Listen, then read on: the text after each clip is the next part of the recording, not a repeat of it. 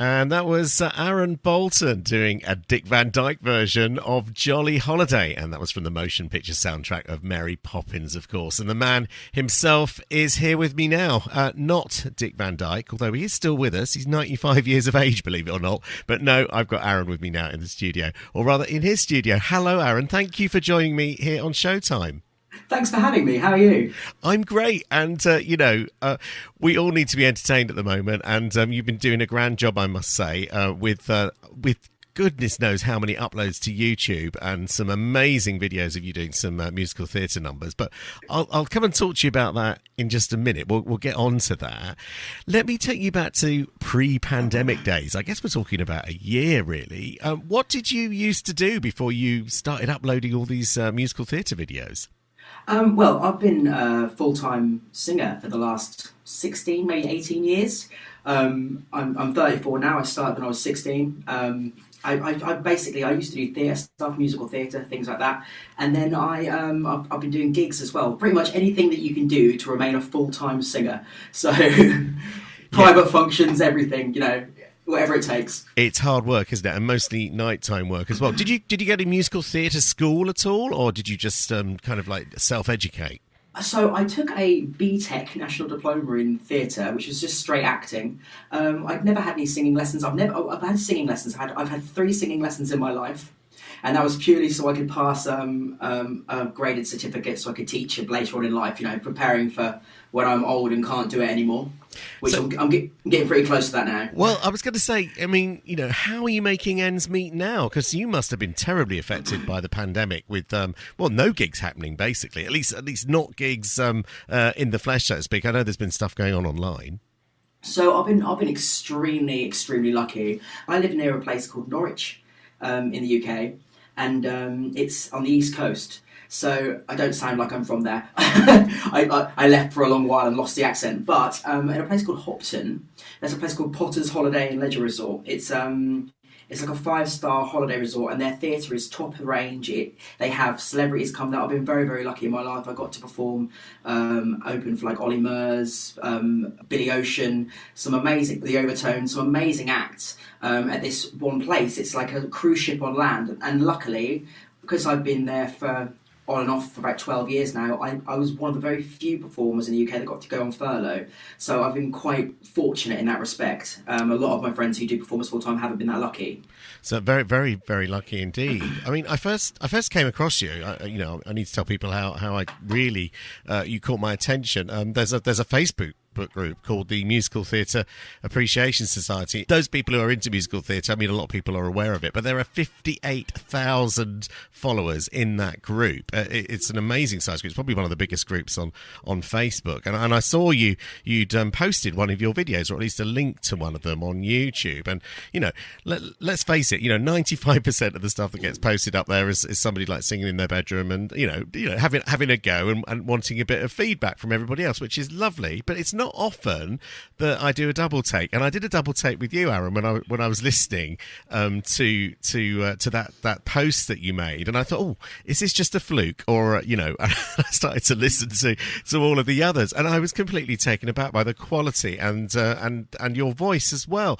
But why did you just start to upload all these videos in the first place? What sort of kicked you into doing it? I'm extremely lucky. I've got a lot of support. I'm actually not on Facebook. That's a friend of mine that posted that. Right. Right. Okay. He posts as me, so it's quite. I don't do the whole Facebook thing or anything like that. I'm quite sort of technophobic in a way. But I kind of started doing the YouTube thing. I posted on YouTube before. It just seemed a logical solution for me to have a YouTube page purely for work purposes. So any past performances I'd done, any time I was hired for, say, a corporate event or something like that, I would I'd record sort of their first dance or the request that they had, just to show that this is what they were going to get. Give agents an example of what I've done in the past, sort of just basically as a tool, rather than having a 3-4 minute long show reel that shows people nothing. So the thing I've found with show reels, which is when I've looked at them as well, is that people have show reels, but you might be looking for a certain thing, and that might not come to the end of the show reel. And and if you're going through, say, 50, 60 to 100 auditions and you're looking at these show reels, you might not wait till the end. So I thought it's better to have individual videos where people can send them exactly what they're looking for. Right. I mean, one thing that struck me was, they look so professional because in the background you've always got you've got a logo of the show that you're doing the song from. So you don't even have to start playing the show or look at the title. You can see the first frame there. But what kind of a reaction have you been getting from people? I mean, you say you're a little bit social media phobic, I suppose, but I guess you're getting feedback through the YouTube channel itself as well.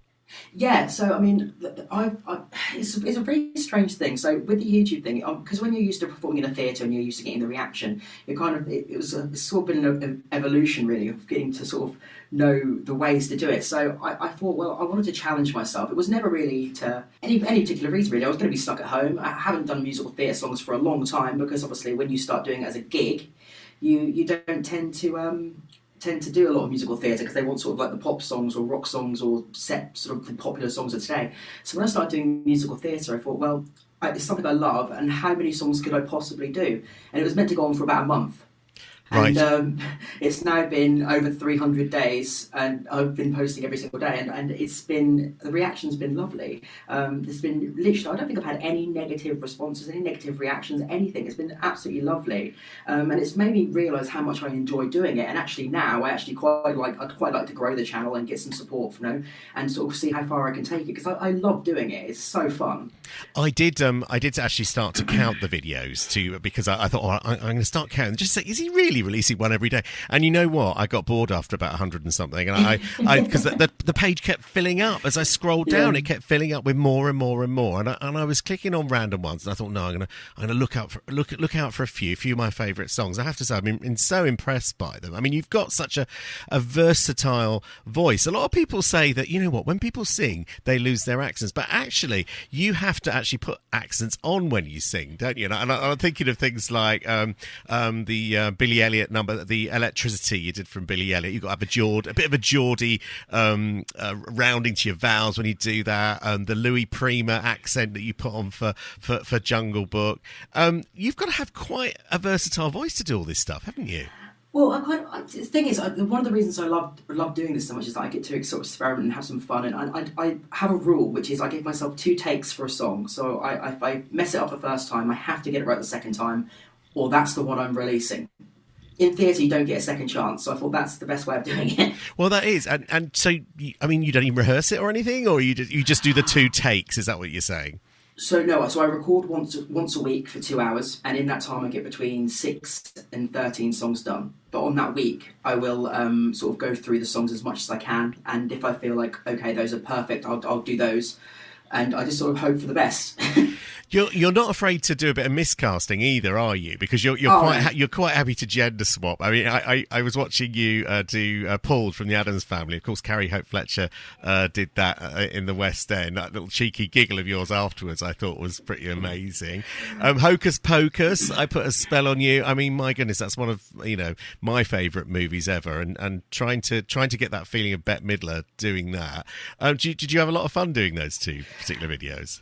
Yeah, well, I've always hated the idea that someone can be sort of put into a pigeonhole of what they are when they're cast into something. So the idea of doing like as many shows and as many different styles and as many different voices as possible was just to sort of, not only does it give people a back catalogue, so for any sort of musical theatre student thinking, oh, what's a good audition song for this, or what could I do for this, they can literally go to the channel and see one of the hundreds and hundreds of songs and shows and videos that I've done and go, okay, I quite like that idea for a song, I'll go listen to the good one.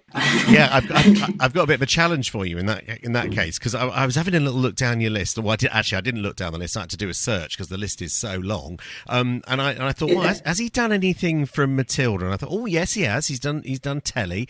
And then I thought, do you know what? This man would make a brilliant Miss Trunchbull. I'm not tall enough for that. I'm 5'6", so I mean, I'm not the tallest person. Maybe a hobbit from Lord of the Rings music. I'm not. I was thinking from like an audio perspective, not necessarily rather putting it on the stage, but I think you would sound like you could sounds like you could definitely do the voice. Of course, yeah. Of course, Bertie Carvel, of course, played it in the West End, and ironically, actually, women have played it. Like Pam Ferris did it in the original film in the '60s, and Emma Thompson, she's lined up. The film. Yeah, she's going to be doing it in the film. But as I was watching you do Hocus Pocus, I thought, this guy could do a Miss Trunchbull. I would love to hear you do that. But you've done duets as well, haven't you? There was a lovely cover of a track from Beetlejuice that you did with Faye Ainley. Is she your mate? Is she your go-to duet person? Oh, she'll love this. So Faye is someone I've worked with. So I mentioned Potters earlier where I work. She was originally one of the theatre school kids. They had a little theatre school there, and she was one of the little theatre school kids that was there. And she now works there on the entertainment team as well with me. She's incredible. She's such a lovely voice, and she's such a lovely person. But I've done a few Beetlejuice covers with people. And sort of people, so if you go on my YouTube, you see my emails there, people contact and sort of say, oh, do you want a duet and blah, blah, blah. And it's quite a process, I do my part and send it, then they send their part, and I have to mix it all down. But because we know each other, I said, oh, do you fancy doing this? And she'd never heard the show before. And she learned the song, and she sent it to me within a couple of days. She's incredible. Well, that's a smashing that is a smashing duet, and I will put a link to that particular duet on the Showtime Facebook page as well. Is there a song from a show that you haven't done yet and that you've got your eyes on? So you caught me today. I'm actually going to do a couple of hours today recording, and I'm going to try and get some done. But I've got one duet that I'm doing with Donna Choi. She's a lady from America. She was in the tour of The King and I in the US, and she contacted me, and we're going to be doing Bad Idea from Waitress. Oh, lovely. Well, I'm looking forward to hearing that from you.